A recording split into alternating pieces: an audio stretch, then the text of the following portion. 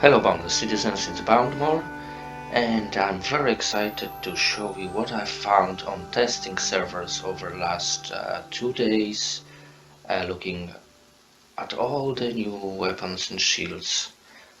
Well, let's start with shields. I'm looking at the crafting table, and first most basic shield is a wood one.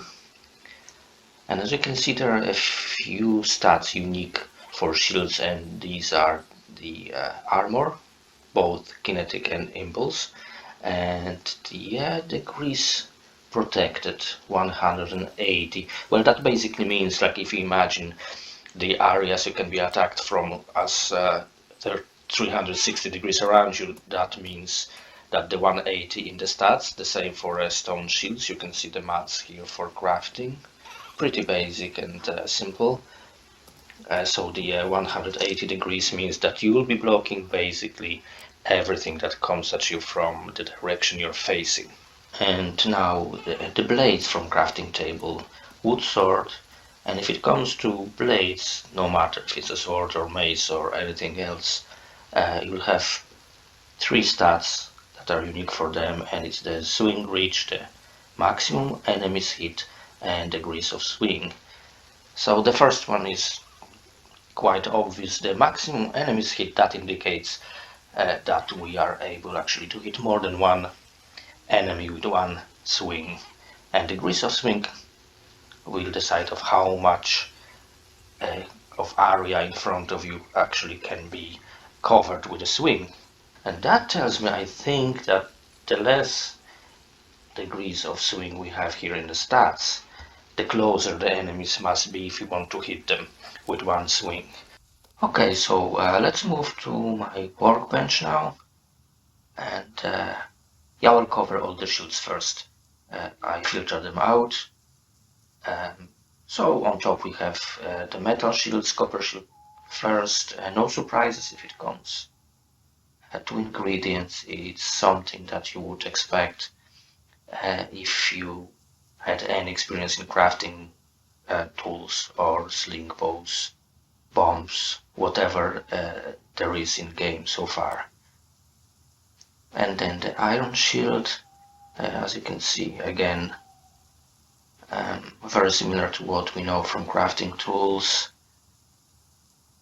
The difference between them two is that the iron shield requires nails, and there's no nails in the copper shield recipe. And now down to alloy gear. So obviously more spark cost. Other than that, we just go up if it comes to material used, so higher grade of materials. Instead of sackcloth, there's cotton cloth. Instead of glue, there's bonding agent. And then there's obviously alloy used instead of metal bars. And then when we go down to a titanium shield, you also see that another grade up if it comes to bonding agent, we move to enriched bonding agent. And after that, we can take a look at gems. So unique ingredient here is the shard. I'm looking at the Amethyst shield, so obviously corrosion shard, but you will have to use a shard of type corresponding to the gem you're using to craft the shield. And then we move to Lucent, and instead of shards we have elemental fusion, since the Lucent gems are obviously multi-elemental. And now we can move to blades. I can't actually filter them out like I did with the shields, because there's no single word that would be shared between all the weapons names. So yeah, I will have to kind of fish them out from the full list of weapons here. You probably remember that we had the wood sword and then the stone mace in the crafting table, and now we start here in workbench with the metal axes, the copper swift battle axe, and then we can take a look at the stats here quickly. And then we have the metal, which is obviously heavy, version of axe.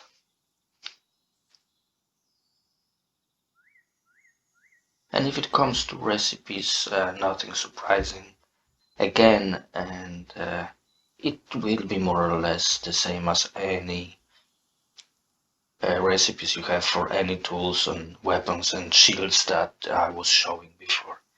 And now when we move to alloy gear, instead of axes we have maces. With the typical subtypes, silver is always swift, gold is heavy, and titanium is balanced. So the differences in stats is all about the energy drain and the action speed between them. And obviously also damage. So that's that. As you can see, some of them have more degrees of swing, meaning they cover more area with one swing, making it easier actually to hit more than one enemy with one swing. Okay, so that's the alloy ones and the stats. And if it comes to recipes, again, no surprises. We just move up to higher grades of materials, so cotton, cloth, bonding agent, alloy instead of bars. And if it comes to gem weapons and all the gem blades are swords.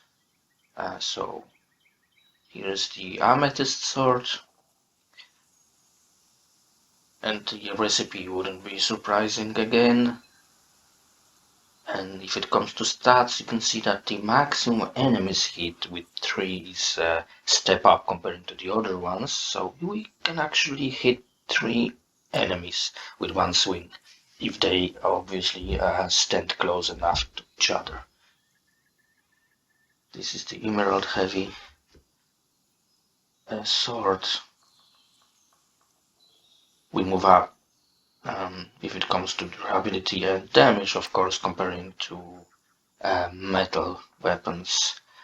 And if it comes to lucent gems, we have the heavy sword here made of rift.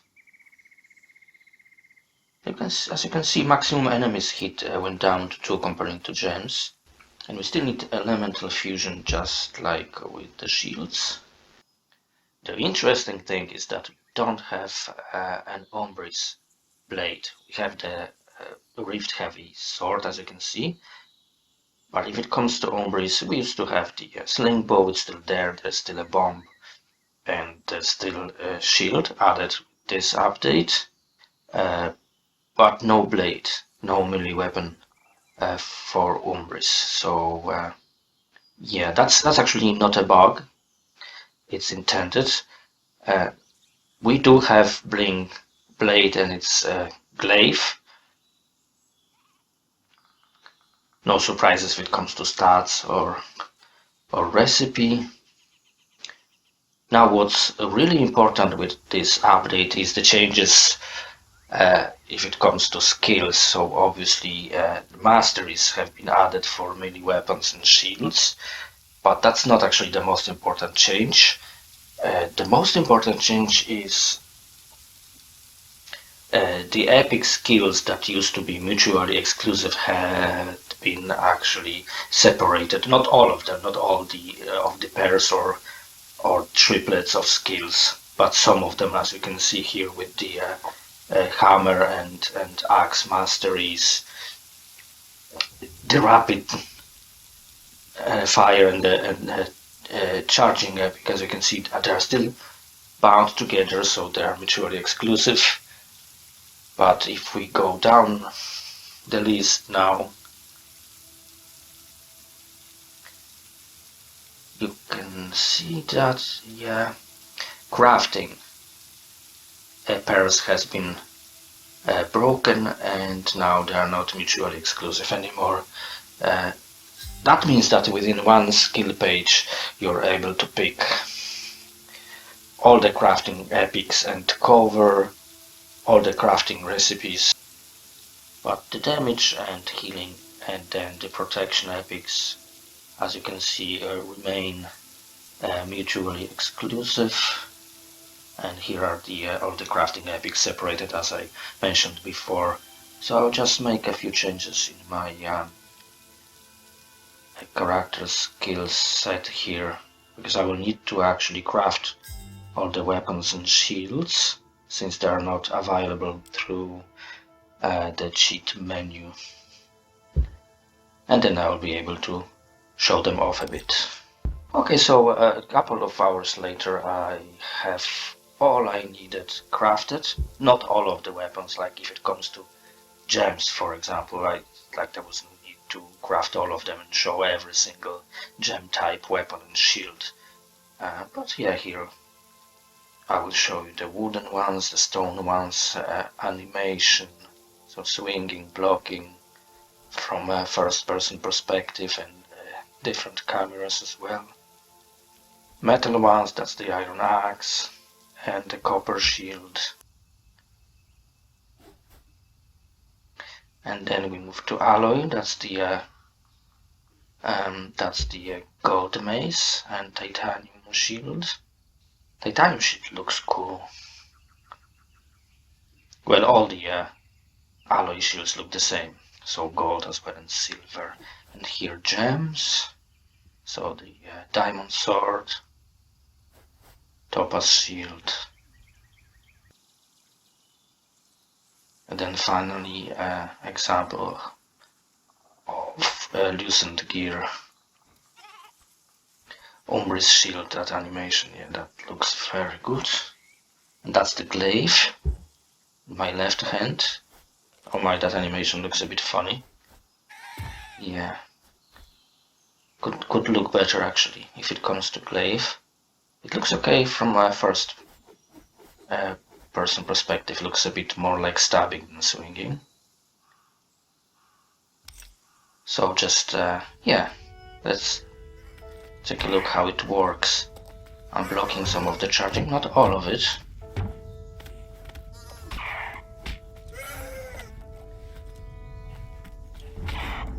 Okay, there are more here. What about killing two? Well, not maybe killing in one swing, but damaging two. You could see that actually I managed to deal damage to both wild stocks. In one swing they were standing close enough to each other. And here's the cuddle trunk. Well, obviously a sword is not the best. Oh, oops, it disengaged. Okay. Ah, alright, I just ran out of energy, so since every single block means that energy is drained, if you run out of energy, oh, we'll be able to see it now again. If you run out of energy, the shield just disengage, so you could see that with the laser attack, I could block maybe first two ticks, and then I run out of energy. And again here, as you can see in the log, there were two blocks and then at least 3 ticks of damage. I'll better finish this one with the sling bow. Obviously with the sword it would be hard to reach out. There will be a lot of jumping and all that. Okay, so no. Ah, come on. Okay, and I blocked that bomb. Well, 2 explosions I blocked first and then ran out of energy again, so I couldn't block the second explosion. Example with the hopper. Boom. And all blocked. That's nice. Oh, another one here, another cuttle trunk. So with cuttle trunks, obviously it's better to combine shield with sling bow rather than melee weapon. Yes, another block here, and just finish it off. Alright, I suppose that's all if it comes to new weapons and shields. I showed you all that there is if it comes to shields and blades. Yeah, if you are a PC player, you can always jump to testing servers and check it and see it for yourself. For now, that's it. Thank you very much for watching, and remember to stay boundless.